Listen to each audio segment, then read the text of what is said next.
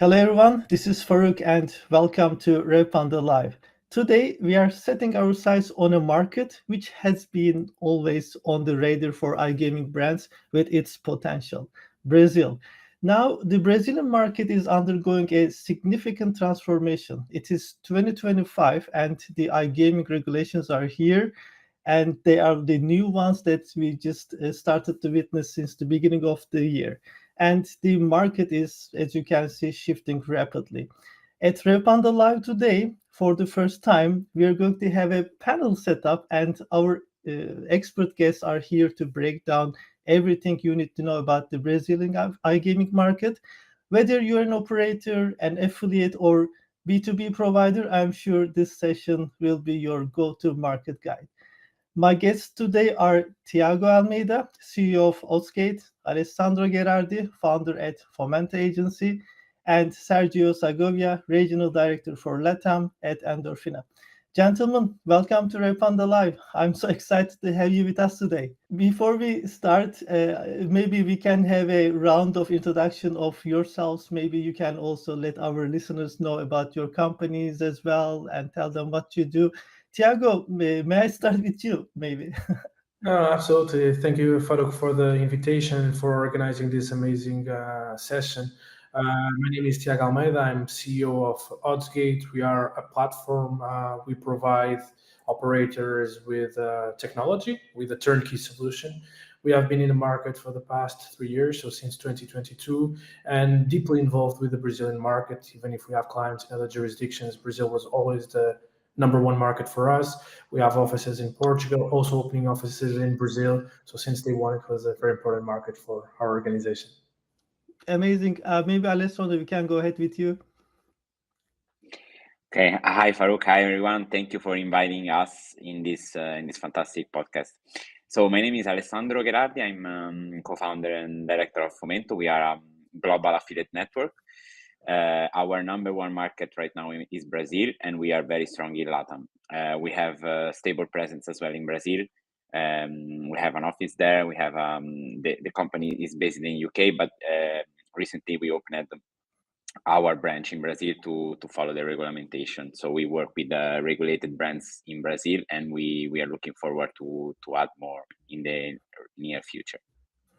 Fantastic. And Sergio, your turn. Hello, Faruk. Hello, everyone. Thanks for having us in this such an interesting space to discuss about Brazil. I'm Sergio Segovia. I'm currently the regional director for Latin America at Endorfina. We are an international slots content provider, basically, and we are really strong in Latin America right now. Brazil is, in fact, our biggest market, same to all. And we also have a local team in Brazil right now. So we are pushing harder in this particular market. Amazing. So I have the feeling we have got a fantastic guests line here today because everybody has like strong market over there in Brazil and a lot of experience. So I'm really excited for that. Tiago, I would like to start with you. Maybe you can give us a brief overview of the market. Maybe you can tell more about the current state of the iGaming market over there in Brazil. Absolutely. Well, first of all, for our audience, it's important to explain that Brazil is a market that was always pushed by a lot of brick and mortar operations since, let's say, 2010, 2011. We started to saw operators that had regional presence with a few shops selling tickets. So the market was back then sportsbook driven. And in 2018, we saw the introduction of the preliminary law still introduced by President Temer. And in 2020, two factors occurred. The first factor was introduction of PIX, and the second 1 year before, actually 6 months before or 7 months before. And then we saw COVID, right? And since then, the market quickly shifted to online. So we don't have anymore, let's say, this regional presence of small operators with a few shops. Instead, we saw a very fast explosion of brands operating online. As we all know, in 2023, it was introduced the framework, and in 2024, we started to see ordinances being published. And of course, now on the 1st of January, we have the shift to the regulated market. What we are seeing now is a very strong consolidation of operators. So we saw smaller brands being acquired by bigger brands, in some cases, international groups that decided to step into the market and to acquire a presence. Also to get, let's say, in some cases, also to get manpower, talented individuals that could drive the operation forward, and then rebranding the brand to the international brand, and or in other cases, operators that decided to occupy the 3 slots that the license has available with different brands. With the regulation, we saw also, let's say, a very strong streamline of processes. We saw a big reduction of costs, and it's very good that we have two suppliers here, and also actually 3 suppliers, but 2 that are directly involved with, let's say, revenue share. Alexander, maybe in your case you have revenue share and CPA, but we'll discuss that soon perhaps. But we had to adapt, and we had a very strong consolidation of costs. So perhaps the margins and the very generous margins that suppliers saw before, they don't really exist now, mostly impacted by a strong taxation that is occurring. We saw some operators being heavily taxed, and we know that the direct tax is only 12% of the GGR, but on top of that, there is a very strong withholding. This is probably the main reason why my colleagues here in the panel also have companies in Brazil. But tax efficiency is also a very strong drive now. Absolutely, and you were mentioning about the regulations, and it's one of the hot topics, that we see in the market now. I would like to switch to you, Alessandro. And by the way, everyone, you can step in anytime if you would like to add something on top of the other guest comments. Alessandro, since the implementation of the new iGaming regulations, what has been, their most significant initial impact, according to you? So regarding the regulation, we saw in January a lot of brands that paused the campaigns, right? Paused the offers for restoring and for to apply for the new, for example, for the new Face ID that is required by the regulation, for the new withdrawal policy, for the no bonus policy from the regulator as well, right? But we are seeing now, especially after Sigma in Brazil, we are seeing now a lot of strong operators coming back with their offers live. A lot of international brands that are coming right now in Brazil, because I believe a lot of international and regulated brands all over the world, they are coming right now in the second part of the year. And we see that there is a little bit of confusion, let's say, because there is, of course, the federal regulation, no? the federal regulation in Brazil, but there are a lot of state regulations, city regulation as well. Right now in Brazil, there are over 30 cities and states offering regulation. So this is a little bit confusing for brands, especially for brands that doesn't know the market very well. And they are not with both on the ground, no. So that's a little bit complicated, but the regulation is good for the market because it's increasing the value. It's increasing the value also for us, for affiliates. It's giving to the affiliate peace of mind to work with the brands.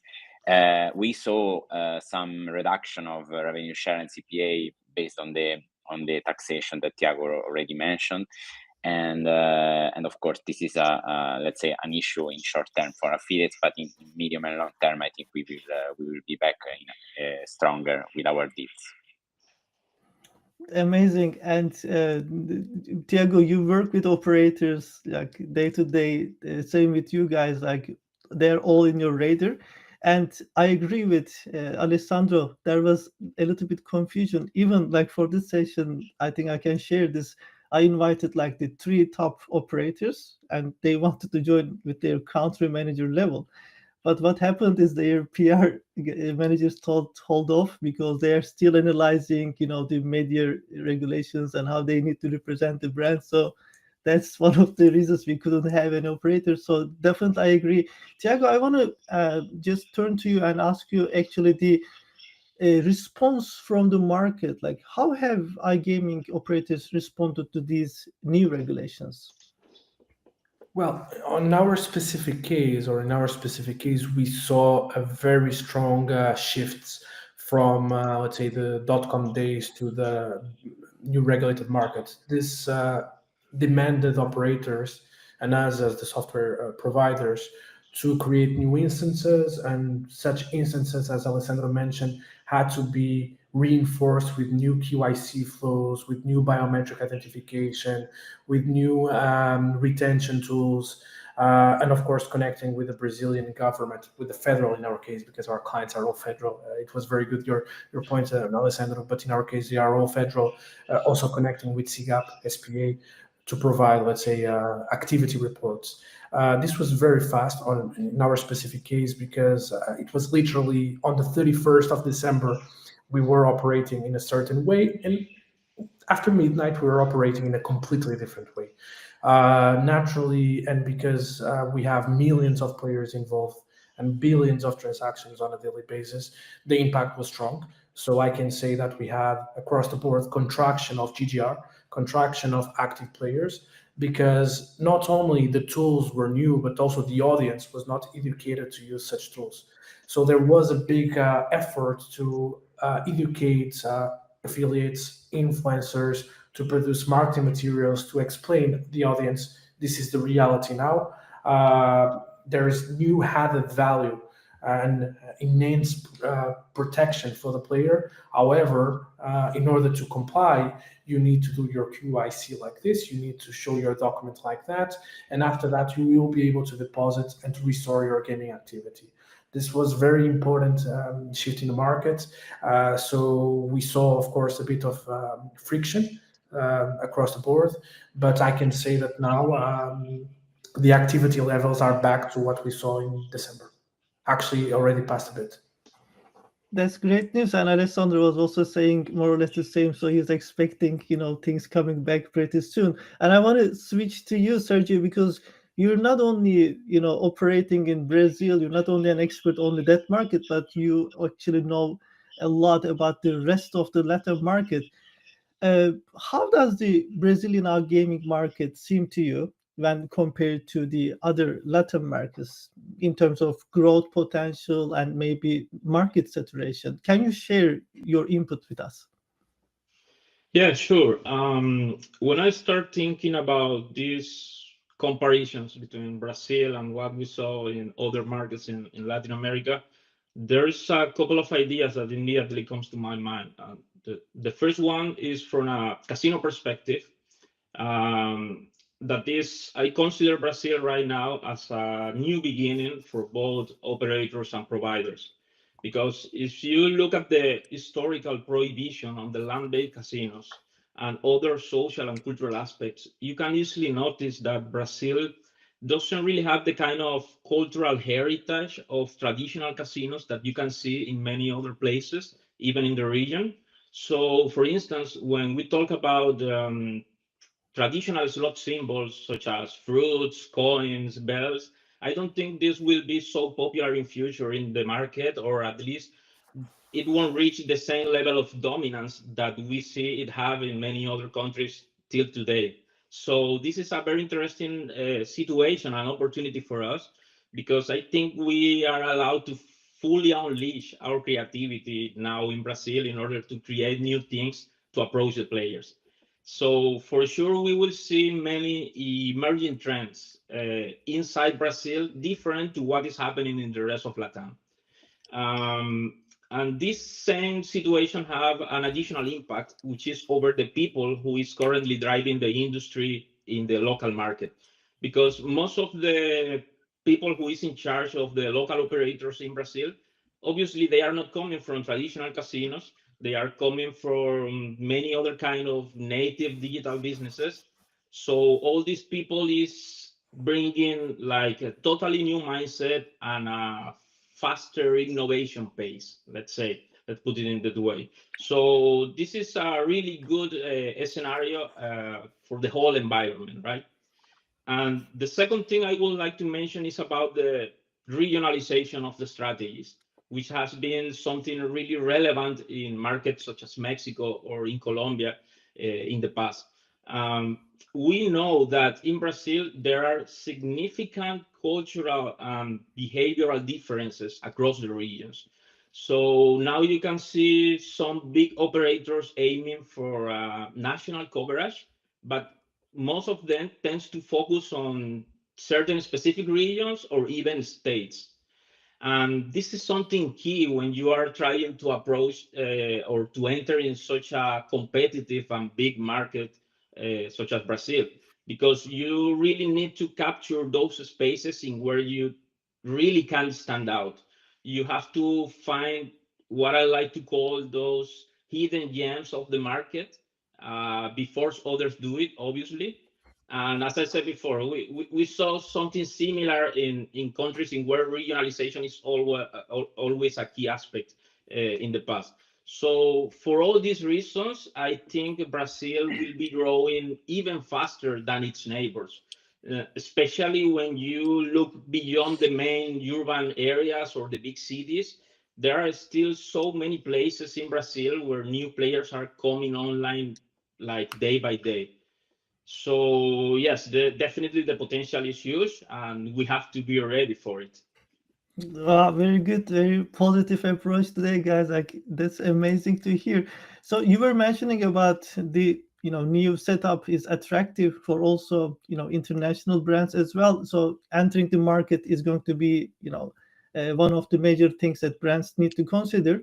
Alessandro, I would like to ask you about the let's say mistakes, especially international operators when they are entering the markets, what they need to avoid, when they're entering the Brazilian market, and what would be your suggestions for them? That's a very good point, Farouk. So first of all, they need to understand that they need to tropicalize their website, because sometimes I see some websites that they are not tropicalized, as we call it. They are just translated in Portuguese, and that's not gonna work in Brazil. After that, the very important thing is pics, as Thiago mentioned as well. So your website needs to have pics visible, needs to show to the Brazilian that it's something local, that you understand the value and the importance of pics for both of withdrawals and deposits. The withdrawal needs to be instant, like needs to be in hours maximum, because if you wait 3-4 days for a withdrawal, the player is not gonna come back, and after that the fault is on us, as affiliates. So that's very important to consider. Another very important thing is you have to be present in social media. You have to be there, because Brazil is the second biggest market for social media in the world after US. So everyone is on the social media 6, 7, 8 hours per day, and those are the metrics that we see in Brazil. The traffic is huge, so it's very, very important to be there, to interact, to be local present in social media. And after, the last point for me is brand ambassadors. Be on with the football teams, be with local influencers. This is very important. This is not only in Brazil, but in Brazil more, because a lot of people, a lot of users buy and are influenced by those personalities, those celebrities. I see. Tiago, at Outsgate, I know that you have got a very particular approach to localization. So, with your team, you don't see it only just, let's say, translation of the text, but you see it, the localization of the experience, even the payment providers that are known, and so on. So maybe you have a couple of things to add on top of that. Yes, perhaps. First of all, I completely agree with what Alessandro mentioned. This is definitely the checklist that you need in order to survive, also in the Brazilian market, to see some return of your investments. On our specific case, we saw the 7 brands that are with us are 7 brands that started from zero. So we didn't have any migration. We didn't have any operator that was with another platform in the past, and then they decided to work with us. So this created a space of mutual learning where we had to support the brands with technology and, as you said, Farouk, also creativity, also bringing our European experience in some other markets to unleash creativity and to bring results.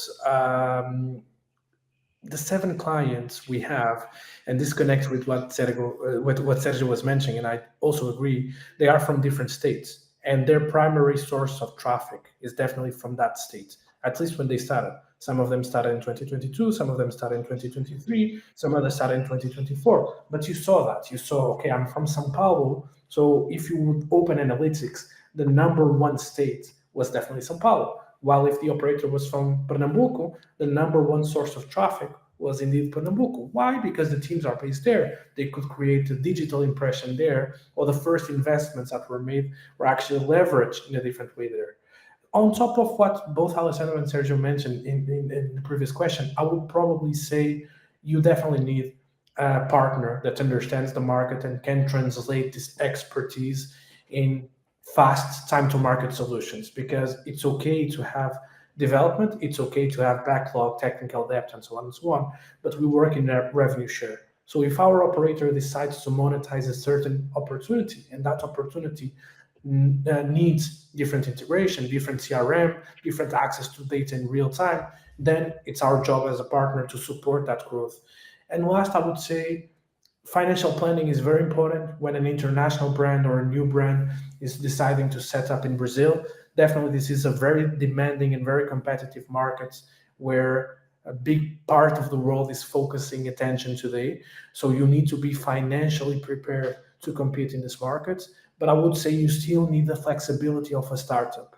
Don't be too tight in terms of following the metrics of your financial planning, because during the first 3-4 months of operation, you will have many opportunities. Some opportunities will be federal, so across the board, as Alessandro was mentioning. Some other opportunities will be quite small. However, sometimes the biggest return of investment is in the small investments, and we have a lot of space for that in Brazil. Absolutely. And I think your suggestions apply both the new operators that are willing to enter the market and those established ones, because it is super dynamic. Things are changing very rapidly. So I think we can learn from all those things. Tiago, I want to continue with you. And this topic is not only for Brazilian market. In my opinion, this is really like universal. Building trust in the market, yeah, and brands are always looking to find ways to build the trust and loyalty. What would you recommend to iGaming operators to build that, trust and loyalty with the Brazilian players in this new environment? First of all, I believe that Brazilian operators have an opportunity here to, as Alessandro mentioned, tropicalize also the relationship with the player. Perhaps here in Europe, the relationship is a bit institutional. Maybe we have terms and conditions and operators, defending themselves, using terms and conditions, and perhaps not building the community. I think building a community is very important. And this is what our operators have done. And this is also what I see when we benchmark against other operators in the market. The ones that are being successful in terms of acquisition and also retention are the ones that can build brand value towards the size and the quality of the interaction of the community. The market is very big, the population is very big also, but you can always find a space with your social media strategies, with your email marketing, retention strategies to create custom-made content. And that can come in multiple ways. That can come from game suppliers, where you can create certain custom-made games or certain skins of the games to attract certain specific audience. And we saw that in certain festivals. For instance, in Amazonia, they have a huge festival Tocantins, right, where it's possible, let's say, to for days to see one community competing with another community. This is huge over there, and this is a state that is not so popular. And then also when brands communicate with their audience, the space is there. So you have the space to build that trust that is important. It's a market where the culture is very close. It's a Latin market, so they have a bit of the Portuguese, a bit of the Italian, a bit of other nationalities. So it's very important to keep your audience strong, to keep your audience engaged, and to remain relevant. Absolutely. When you talk about the different, let's say, identities over there with the Portuguese, Italian, I think we have Alessandro a good example, like a mix of Brazilian and Italian, right, Alessandro? Yeah, yeah, exactly. Yeah, yeah, yeah. So, yeah, my Amazing, my mother is Brazilian, my father is Italian, and I'm fantastic.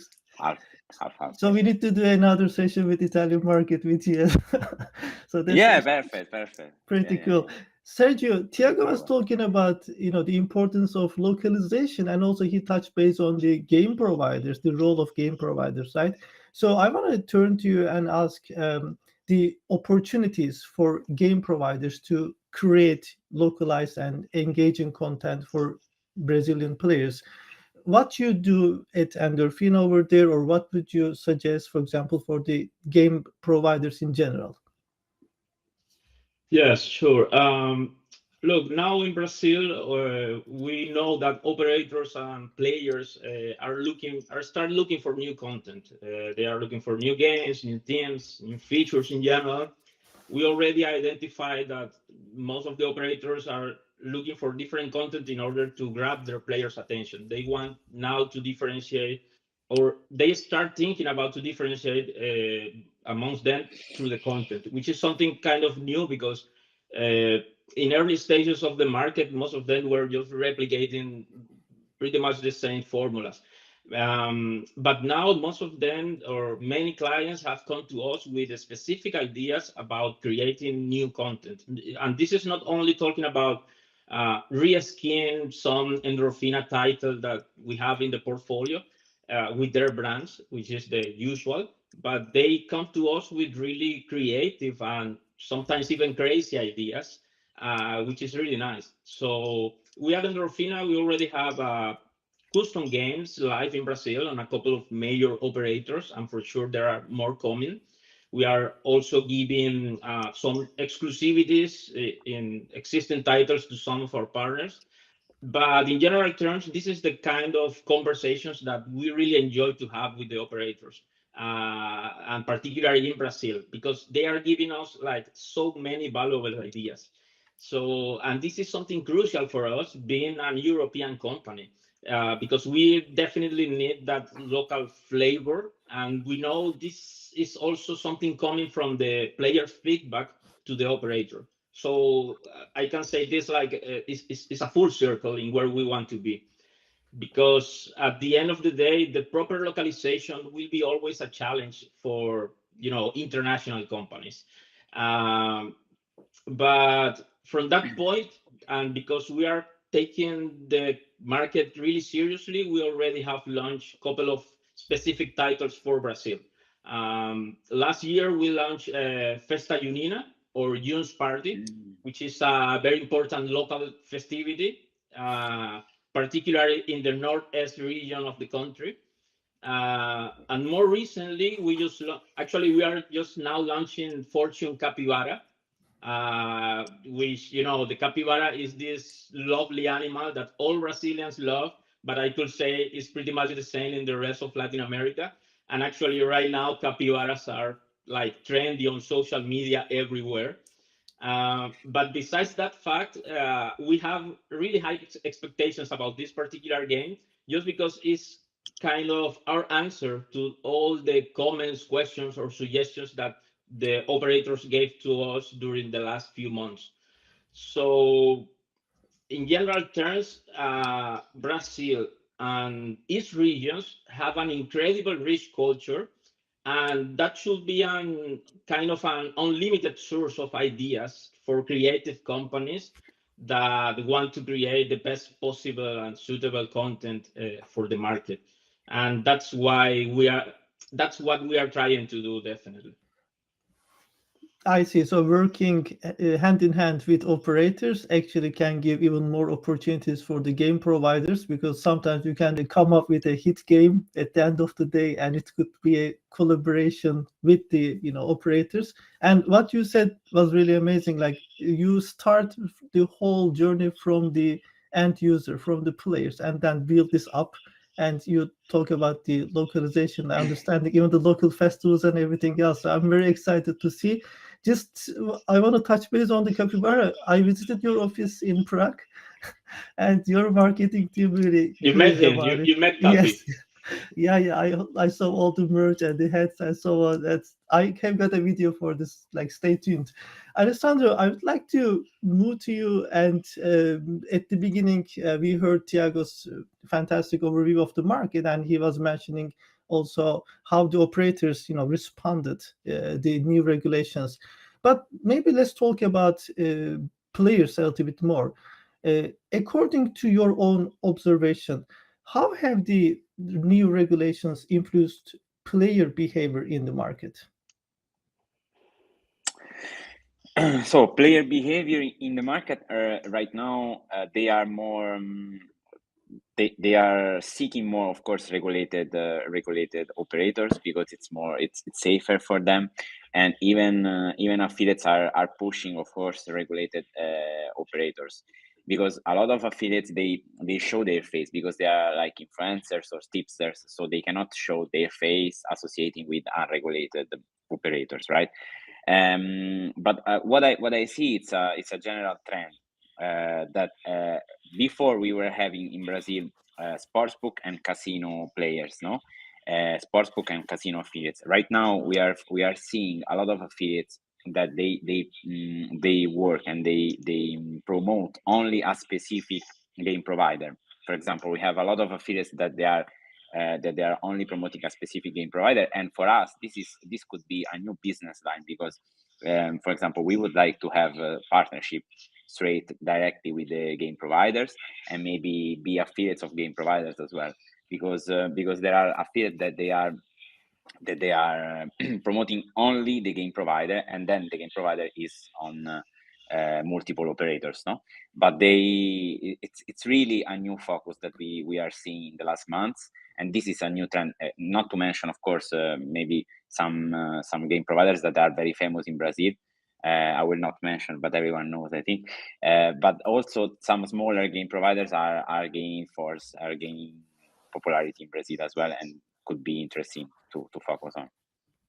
Absolutely. And Tiago, at the beginning of the year, I had the chance to actually have a little bit of a demo of your system, your platform. uh, you guys have the expertise when it comes to the market and also understanding the player behavior, but also you're supporting it with the technology. So in your system right now, you can actually have the whole customer journey over there. You can reflect even the, let's say, next best move a player can do and so on. Maybe you can tell us a bit more on that, the technological part of the, player behavior and the whole journeys that you can actually create for them. Absolutely. We always understood that it was very important to give operators flexibility around the customer journey. This is true not only in terms of communications, but also in terms of flow. So, what happens when a player registers for the first time? Yeah. I'm talking even about technical compliance. How can we adapt, let's say, the technical compliance requirements to keep the operator and their instance fully compliant, but to give that player a frictionless experience? Is this possible? And in our case, that was, let's say, the $1 million question. And I think we did a very good job to give, let's say, each one of the operators independent, fully customizable instance, not only in terms of database, because that's very simple, not only in terms of banners, because that's very simple, but how to design a player journey from A to Z that could be technically compliant, so operators wouldn't jeopardize money in fines or even their licenses, without losing the agility they had before during the .com days. This was the most important. And I think we were very successful. So most of this, answering your question, Faruk, was done by having an architecture that is fully independent and scalable in terms of data. And then, of course, working with our partners. That is the most important. Working with payment service providers, working with CRM companies, RegTechs, QIC, in order to provide an holistic experience that can be designed in a very specific way for operator A, because that's normal in Pernambuco, Recife, but maybe it's not normal in São Paulo, right? Because the culture is different, the player value is different, the expectation is different, the maturity of the database and the audience is also different. So for us, this was the most important. And today I'm very happy because, as you saw, we have that possibility. We have a drag and drop system where not only we can allow the operator to design communications, but also registration flows, communication flows, retention flows, dynamic lobbies, and so on and so on. So for us, this is very important and only possible because we work with the best partners in the industry and we do our little contribution. Absolutely. I even saw that you're supporting your partners, your operators, with even with their marketing operations, like when it comes to SEO, branding and everything else. So this and it's a very important, thing to reflect to the market, especially for those who are entering the market from the international area. So that's something that worth to note. Sergio, Alessandro, he was talking about the game providers and cooperation in the market. So I think that's very important aspect.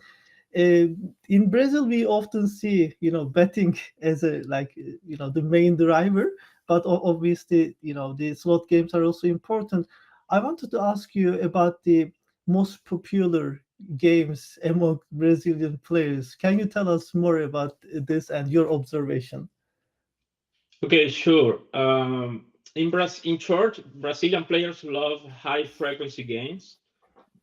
It's true they enjoy colorful design, dynamics gameplay, and particularly culturally familiar teams.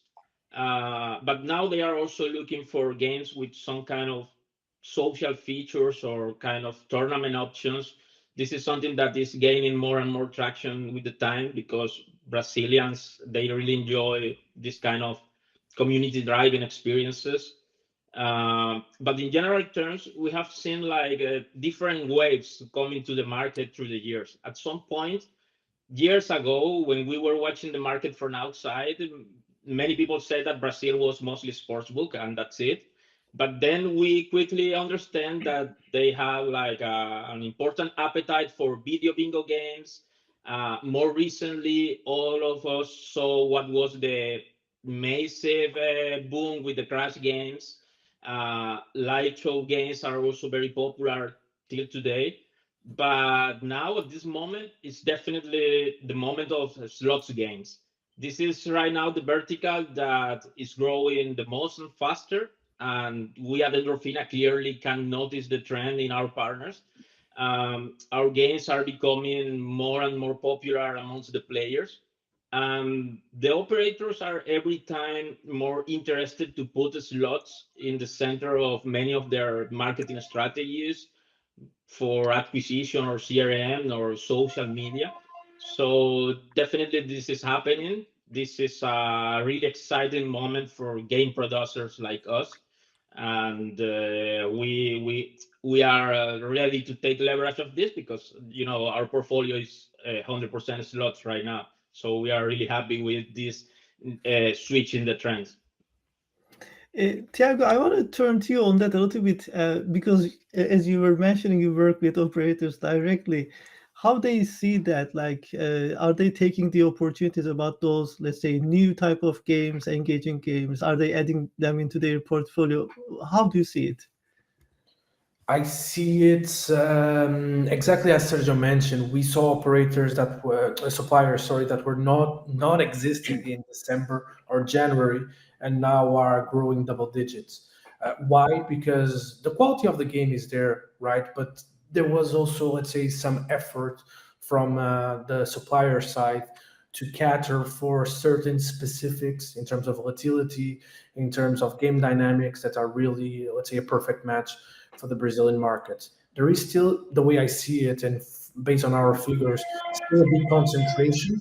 Probably this is something that happened, as Sergio mentioned, after, let's say, the crash games. Boom, players went perhaps to explore different slots, and but we still see a big concentration in one or two big providers. But the trend is very positive because we see for the first time, as I said before, suppliers that were, let's say, zero, having now, let's say, a big growth, double digits month on month.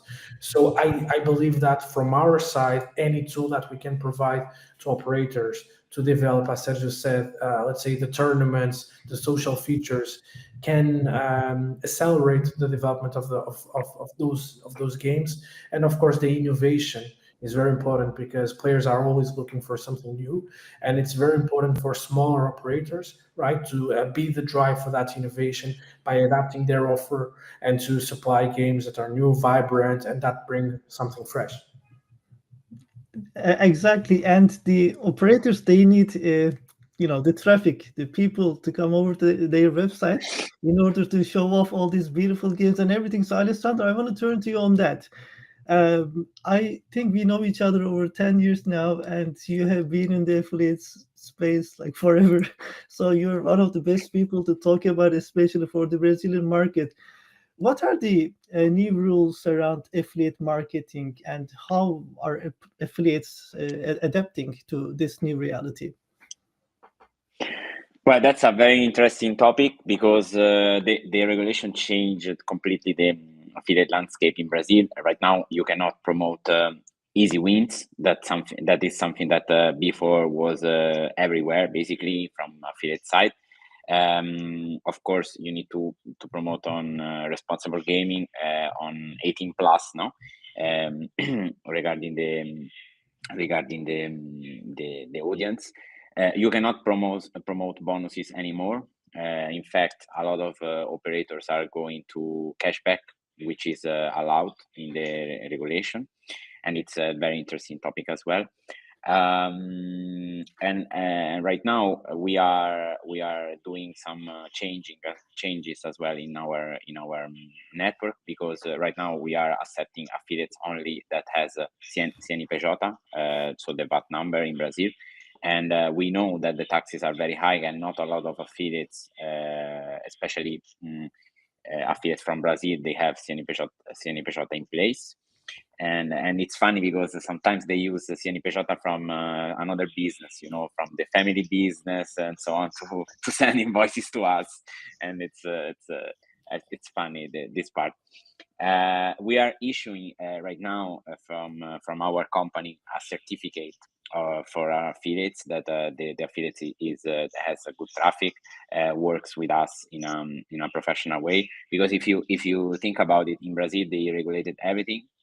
Platform provider, as Thiago said, slot provider, as Sergio said as well, operators, of course, but they are not regulating affiliates. So there are not certificates. There are no regulation for affiliates, and we are doing this because we believe that also affiliate needs to be regulated, and also affiliate needs to be professional. And for this reason, we are issuing this certificate from our company only. But with this certificate, you have access to more budget, to more operators and stuff like that. I see. And Alessandro is an experienced marketer, especially in the affiliate field. Um, what do you think works the best right now as a marketing channel? Because SEO traffic is there, but you need to build this up. Obviously, affiliate traffic, from different channels. I see after the regulations also, the paid campaigns are in the rise, because the operators they need to get the licensing and everything, so the doors are open for them to run all these kind of campaigns too. So can you share your observation on the, let's say, best performing channels in Brazil? Yeah, the best performing channels are usually tipsters, from like football related, sportsbook related part. There are expert, they call it expert, like people that use to play roulette and stuff like that, slots as well. And there are a lot of paid media as well, but right now paid media, it's a bit expensive. Yeah. Because the cost per click for paid media in Brazil, it's rising. And sometimes some operators, especially a regional one, as Thiago mentioned, they offer some deals that are not profitable for us, that we buy media on daily basis. Especially I went to Recife, that Thiago mentioned, to visit some clients, and they are not used to give some deals that we are used to, for example, with operators that they are based in São Paulo. So even the offer that they give to affiliates is very different from Recife to São Paulo. We know that Brazil is big, but if you think that from Recife to São Paulo it's almost 4 hours flight, you understand that is from Malta to Finland. So it's it's very, very different, the landscape, you know. Absolutely. Tiago, you are staying on top of the market, not only from the technology, but also, marketing, player experience and everything else. So I would like to also ask your opinion on the marketing side, the changing dynamics, especially in Brazil. Have you noticed a dramatic change in marketing and advertising strategies for iGaming brands which are targeting the Brazilian market? Absolutely, we saw because that translates directly into the numbers. Before, just to give you an idea, it was normal for a medium-sized operator of odds gates to have above 10,000 registrations, 10,000 signups on a daily basis. And we had days of 50,000, 60,000. A big operator would easily do 100,000 registrations with conversion rates of 70, 80%. Okay. I mentioned this before during the last conference we attended. Those days are over. Why? Because the time you have to attract those players, it passed, right? Also, let's say of course, professionalization of the industry, and they had a difficulty to complete your QIC, IDs, and of course, the new flow of registration allows the operator or demands the operator to bring traffic that is much more contextualized with the reality of the offer of a bookmaker. While before, you could have perhaps certain newcomers, players that were attracted by the bonus, or perhaps in some specific cases, a lack of responsibility of the marketing message because the Brazilians that are following, let's say, this streaming understand the translation of the expression renda extra. This is additional income, right? So we saw, not in our case, but we saw many operators, even big size operators, promising renda extra as a consequence of gambling habits. That's not responsible, right? So the effort and the transformation we saw is shifting, let's say, these bad examples into something sustainable. That is the most important. And that brings also the need to shift a budget from acquisition to retention or to smarter ways of acquisition. As Alessandro mentioned, yes, paid media is getting more and more expensive. So we see here a lot of creativity. I was very disappointed when I saw operators, I wouldn't say banning affiliates, but perhaps pushing affiliates away, saying we are not supporting affiliates starting on this date. We saw very big operators doing this. And I think this is what smarter operators understood. Wow, we have a massive opportunity here because affiliates are doing this for so many years, and they represent such a big percentage of traffic. We need to work closer with these guys. And when I was hearing Alessandro sharing his opinion about the differences between Pernambuco and São Paulo specifically, I was a bit surprised because I always knew about, let's say, small differences and conception, some different business conception. But I think there is a lot of space now. Let's say originally it was the north pushing the south towards the professionalization of the gambling industry because gambling was in the north way before than it was in the south. But perhaps now with this 2.0 phase where the market is coming, maybe we see the opposite and things that are becoming normal in São Paulo and the southeast region becoming also normal in the north part of the country.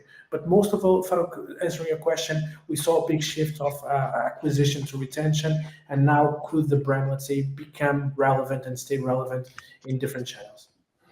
Yeah, that's actually a very good overview. I noticed similar things with our clients at Revpanda agency. So obviously at the very beginning, they would like to rely on affiliate traffic because this is like kind of a performance-based model for them, and it makes sense. And then later we see they would like to explore different ways, especially they want to move to organic.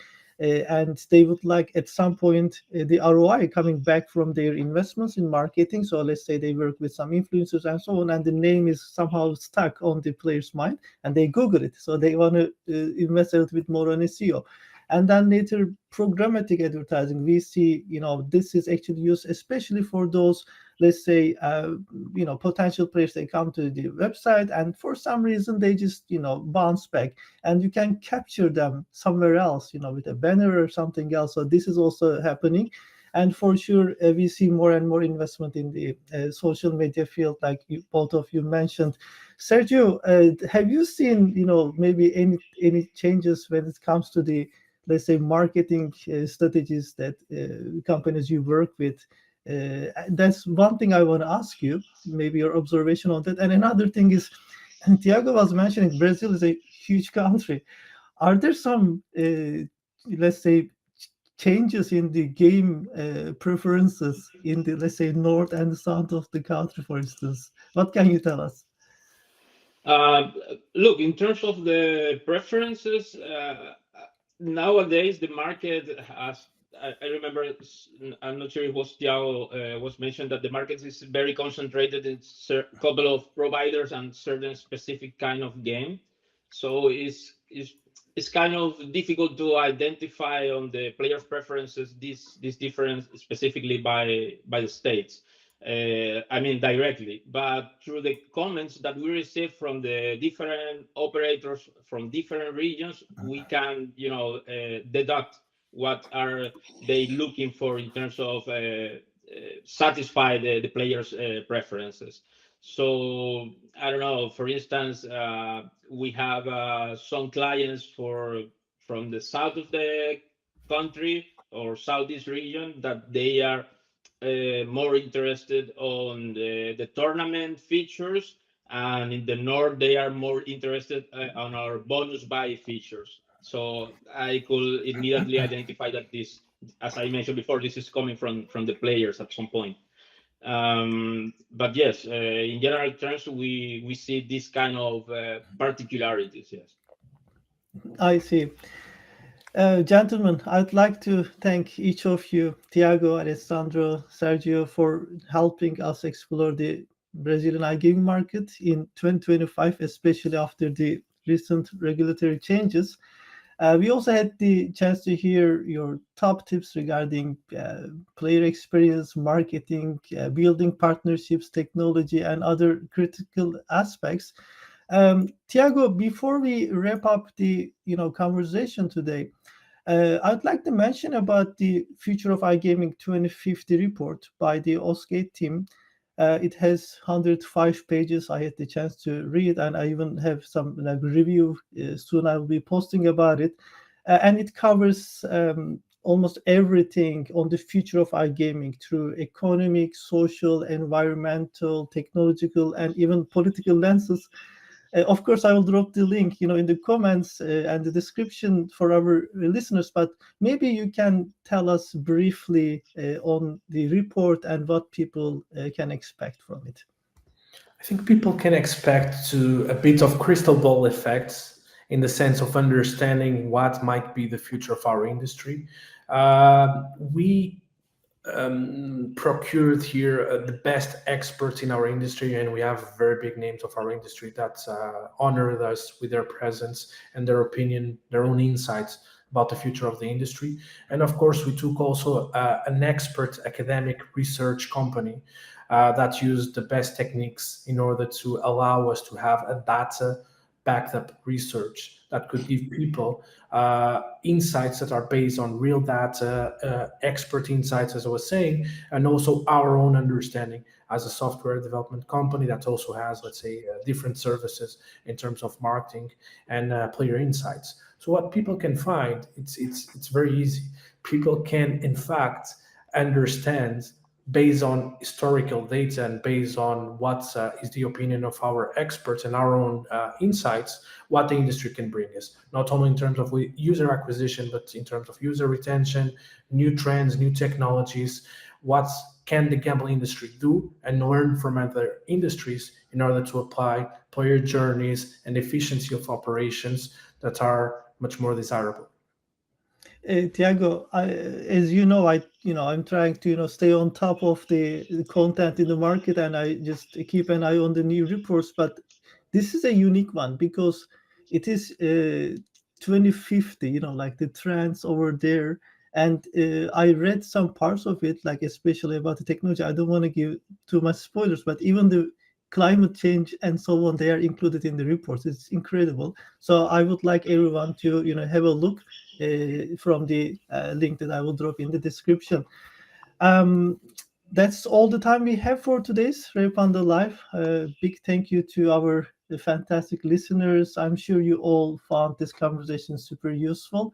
Please make sure you reach out to me or these gentlemen directly. I think LinkedIn would be the best way because all of them are super active on LinkedIn too. And if you have any questions, you can share with us. Just a quick reminder from our side: if you're heading to Malta for the next Valletta Summit, make sure you meet Revpanda team over there. Alessandro, probably you'll be there as well, right? For sure. I will be there. So, Just yeah, a if few you hundred meters from my house. exactly. Yeah. So if you haven't got your tickets, by the way, check out the link in the comments. We have got a surprise for you with a 20% discount as well. So thank you once again, gentlemen and everyone, and I will see you all at the next Revpanda live session. Thank you.